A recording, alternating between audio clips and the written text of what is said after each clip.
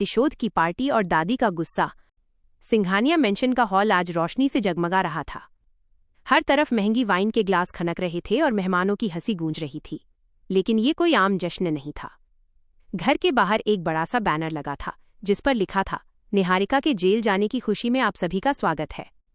निहारिका, जिसने सालों तक इस परिवार को तोड़ने और राध्या को बर्बाद करने की साजिशें रची थीं, आखिरकार आज अपने कर्मों की सजा पाकर सलाखों के पीछे पहुंच चुकी थी। फ्लोर पर राध्या और प्रथम का रोमांस।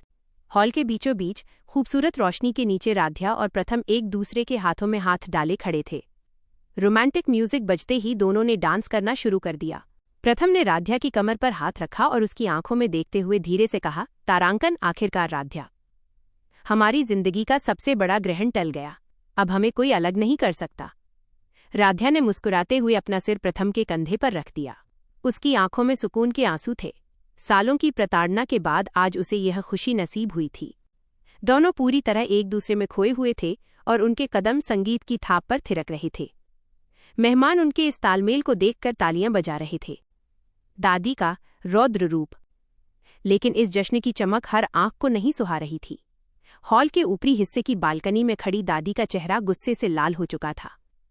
उनके लिए निहारिका सिर्फ एक गुनहगार नहीं बल्कि उनकी चहेती बहू या पोती थी, जिसे वे हर हाल में इस घर की मालकिन बनाना चाहती थीं। दादी के हाथ में कांच का एक बड़ा ग्लास था जिसमें गाढ़ा लाल क्रैनबेरी जूस भरा हुआ था। नीचे राध्या को इस तरह हंसते और जीत का जश्न मनाते देख दादी का खून खौल उठा। इस 2 कौड़ी की लड़की ने मेरे हंसते खेलते परिवार को बर्बाद कर दिया। मेरी निहारिका जेल की ठंडी सलाखों के पीछे सड़ रही है और ये यहाँ महारानी बनी नाच रही है। मैं इसे कभी खुश नहीं रहने दूंगी। दादी ने दांत भींचते हुए खुद से कहा। अचानक थमा संगीत। दादी बिना कोई वक्त गंवाए गुस्से में पैर पटकती हुई सीढ़ियों से नीचे उतरी। उनकी आंखों में नफरत की आग थी। वे सीधे डांस फ्लोर की तरफ बढ़ीं। राध्या और प्रथम अपनी ही धुन में घूमते हुए जैसे ही दादी के करीब आए, दादी ने बिना सोचे समझे अपने हाथ का पूरा जूस पूरी ताकत से राध्या के चेहरे और उसकी सफेद कढ़ाई वाली महंगी साड़ी पर फेंक दिया। छपाक। लाल रंग का वो गाढ़ा जूस राध्या के चेहरे से होता हुआ उसकी साड़ी पर फैल गया, मानो सफेद कपड़े पर खून के धब्बे लग गए हों। संगीत पल भर में थम गया। हॉल में सन्नाटा छा गया। मेहमानों के मुंह खुले के खुले रह गए। प्रथम का गुस्सा और राध्या का फैसला। प्रथम ने झटका खाकर अपनी माँ दादी की तरफ देखा।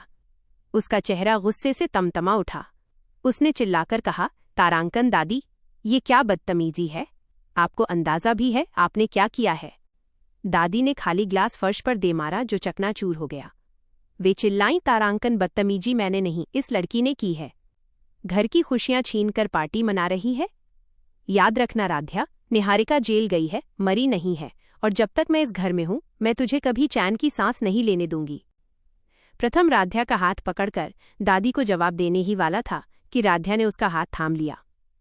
राध्या ने अपने चेहरे से जूस को पोंछा और शांत लेकिन बेहद सख्त लहजे में दादी से कहा, दादी जी, इस लाल जूस से मेरी साड़ी तो खराब हो सकती है लेकिन मेरी किस्मत नहीं।